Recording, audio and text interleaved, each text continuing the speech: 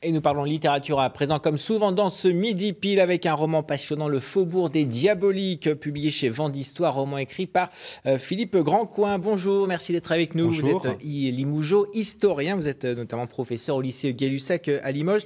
Vous nous plongez dans le Paris du début du XXe siècle avec l'antiquaire enquêteur Hippolyte Salvignac. Voilà, c'est le tome 2 ce que j'espère être une série, donc où on suit effectivement les tribulations de cet antiquaire qui devient en fait un auxiliaire de la police de Clémenceau, au moment où Clémenceau est à la fois ministre de l'Intérieur, chef du gouvernement, et il est en train d'inventer la police moderne. Alors ça se passe dans le Paris du début du XXe siècle. Alors ça se passe en 1907, je veux faire une histoire par année, j'avais commencé en 1906, donc le volume précédent. C'est le pire et les... Le tigre et les pires de Dieu. Voilà, allusion à Clémenceau. Et là, 1907, on va suivre en fait en toile de fond la naissance d'un chef-d'œuvre du XXe siècle qui est Les Demoiselles d'Avignon de Picasso. Alors, c'est pas la trame de l'histoire, hein, c'est un à côté.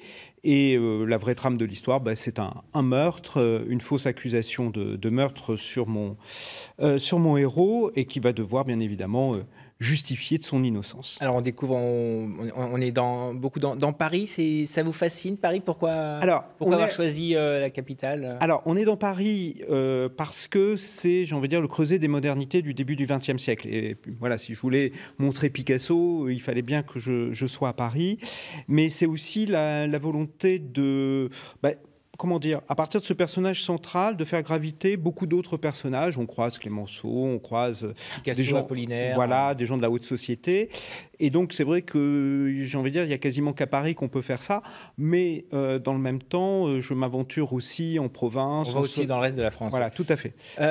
Vous êtes historien, est-ce que ça veut dire que vous êtes allé sur place aussi, chaque détail compte? Vous êtes allé dans les rues dont vous parlez, dans le Marais? Comment on travaille? Alors, comment on travaille? Alors, avec de la documentation classique, j'ai envie de dire, j'ai lu, j'ai beaucoup lu. Voilà, il y a une scène, par exemple, avec une fumerie d'opium. Alors là, on ne peut pas aller sur le terrain, donc je me suis renseigné sur ce qu'était une fumerie d'opium début 20e. Et puis, bien sûr qu'on va sur le terrain. Et puis aujourd'hui, il faut dire aussi une chose, c'est qu'avec Internet, on peut voyager très facilement. Alors, c'est la deuxième enquête d'Hippolyte Salvignac. Ça veut dire un personnage récurrent. On pourrait imaginer pourquoi pas une adaptation télévisée? Je suis sur le plateau de France 3, j'en profite pour tendre une perche. Oui, le tome 3 est écrit, le 4 est en cours de réalisation.